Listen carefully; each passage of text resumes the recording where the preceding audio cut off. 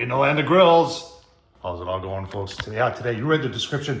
We're going to show you today how to turn a Weber kettle, a 22-inch Weber kettle. Now, this, I've got a lot of Weber kettles, but you can do this with any 22-inch Weber kettle.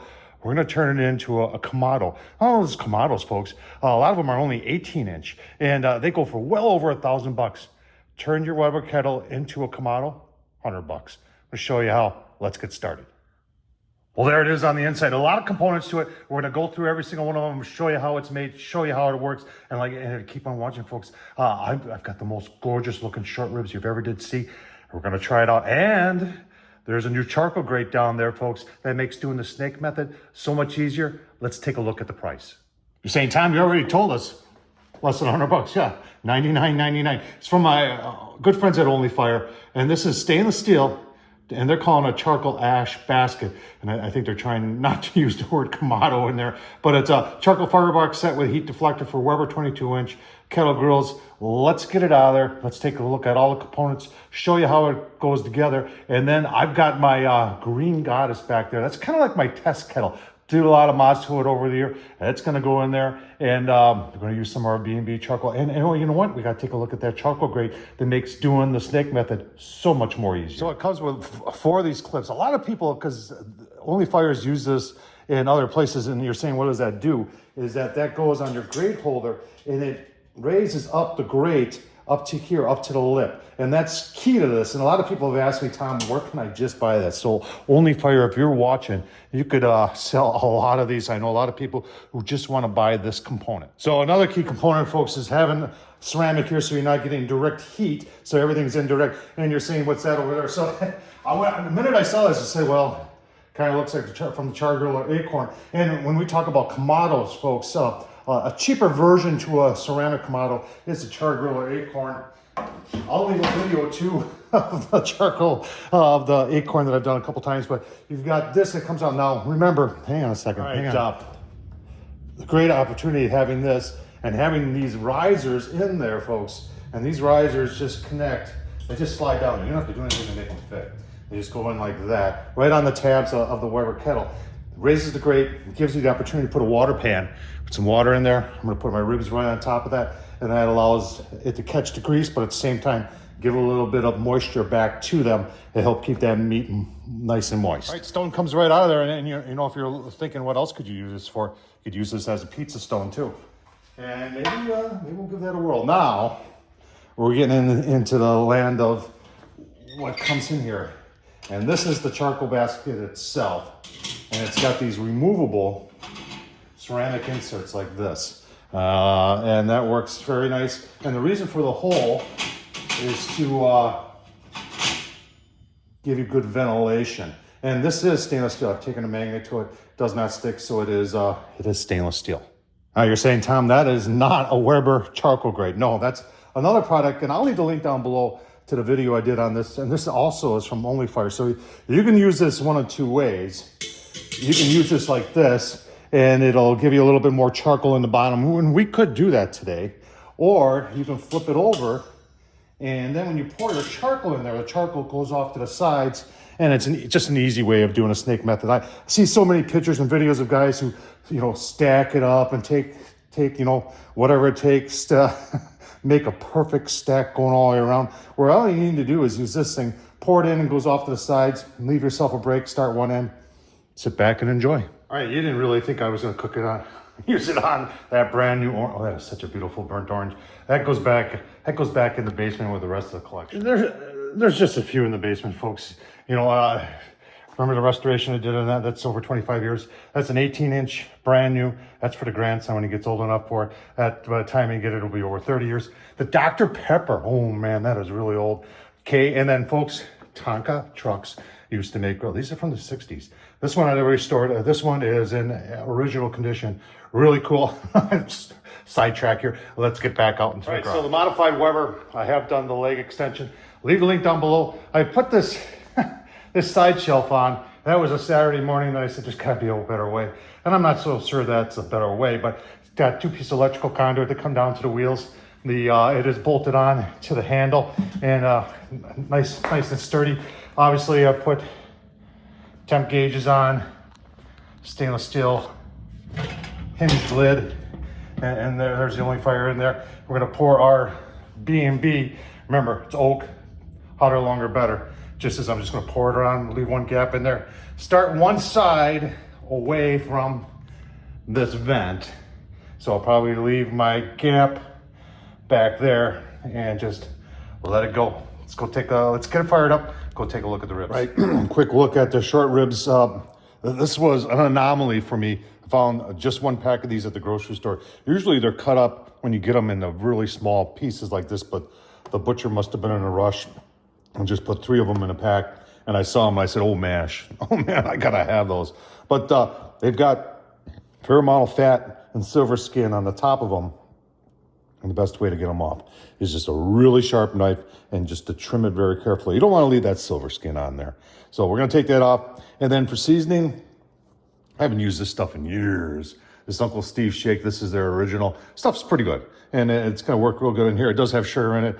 It's going to be low and slow, and that won't affect it at all. We're going to let this sit with Uncle Steve's on there for an hour or so. And then on the Weber Kamado, it shall go. All right, got it started. Like I said, just dumped it in there. I got a piece of pecan there, The top will go there. The ceramic top will go there. The pan, and then the grate, and they'll be rocking and rolling. All right, let's take a look at what's going on. Yeah, it's end of October here in southeastern Wisconsin, and you can see the leaves are falling. It's in the low 40s this morning. I actually had a little frost last night. A good opportunity to use this. I've got the bottom vent is wide open. I'm going to control everything, hopefully, with the top vent here. You can see what I've got here. Our temperatures over here are just starting to come up on this side. On this side, we're coming up to 150. Take a look at the inside, give you a look. See here, I really like the lid on this and the hinge. And you can see how we've got them spaced out there. Now, I am going to spritz maybe once an hour, just with water, folks, cold water. Remember, smoke likes to stick to damp, wet meat. And that's what we're going to do here. Give you a couple looks. All right, folks, a little over 2 hours into it, you can see this lead temp here is reading 250, a little bit lower over here, just coming up to 175. Now I'm trying to figure out what the grill grade temp is, so I just put one of my Oklahoma Joe pucks on there. I know it's not up to temp, but I wanted to give you a look-see at the ribs, looking mighty nice there. That's coming up to temp at 150. We're gonna give this about 2 hours and give you a look-see at 2 hours. All right, about 10 minutes shy of 4 hours. I'm watching it. On the lid, 250. Remember, that's at the lid. It's not a grill grade height. And on this side, at 200, let's take a look at the ribs. Take a look at that Oklahoma Joe puck. Let's see what temps are. So on the puck, it's saying 200. And ribs are looking mighty. They're taking on some good smoke there. And we'll keep on going here. Maybe open up the vent just a tad bit, trying to get that temp up, because at this rate, it's going to take forever. Let's give you a couple more looks. All right, I know I said I would show you how the snake is doing. Let's give you a look-see here carefully. So maybe a third, maybe a quarter. Coming up on another chunk of wood. Get this back on there.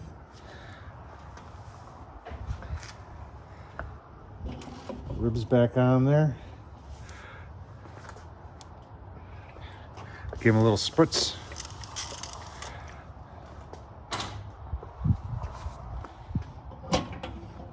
So it's, you can see we've made it 4 hours with that. We can make it a long time with this setup. Keep on going here. All right, folks, just a couple minutes over 7 hours. I do have the vent. It's pretty much all the way open. We can see over here, we're reading about 300. We're still getting some smoke out of here. I think it's pretty gosh darn impressive. We're gonna do 2 things here. We're gonna check internal temp. Obviously we're taking the probe tender, but taking internal temp will let us know how close we are to that. And then I'll take things apart and show you how much charcoal we burned after 7 hours. Let's do the temp first. Okay, well, wow, those are looking pretty nice. Pretty gosh darn nice.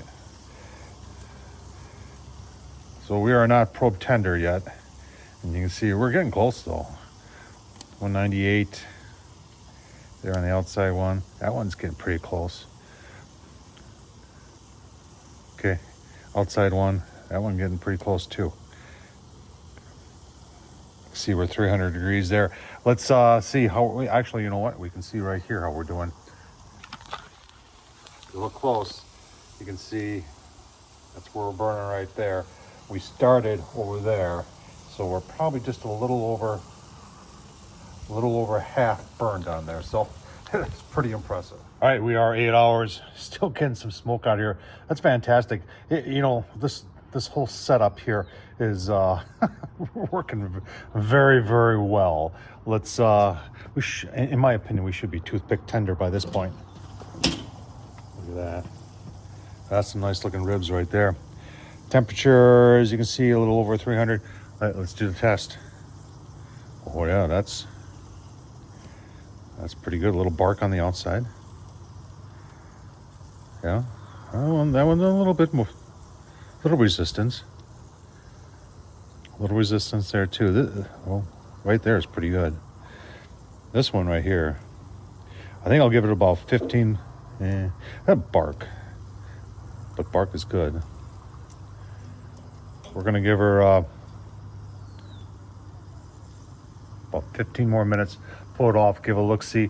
You can see this whole setup did a fantastic job, folks. You want to turn your Weber kettle into a Kamado? Get yourself one of these from OnlyFire.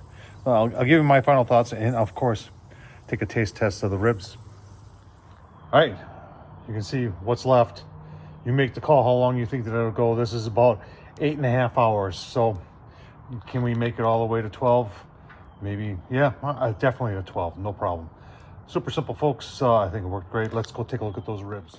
All right, we've rested covered for about 20 minutes and then uncovered for another 10. Take a look at that. Oh man, I'll tell you what, I'm not even gonna use a knife. I'm just gonna see if I can pull something out of there. Look at that.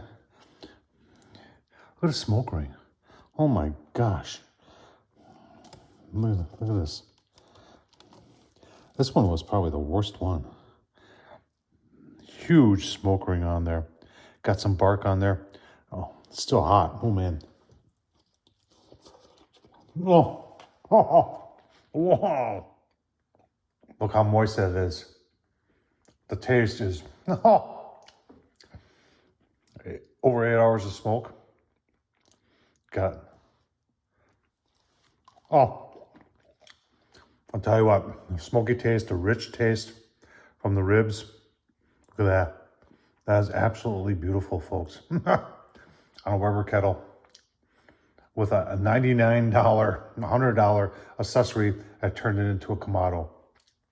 That's perfect. Tom Horsman, YouTube. Let me know what you think. I'll leave a link down below to everything I said. I'll leave a link down below. I'll have to go back and watch to make sure I leave you all the links. If I don't, remind me. Well, but I'm reminding you. Please subscribe. Tom Horsman, YouTube. Thanks for watching, folks.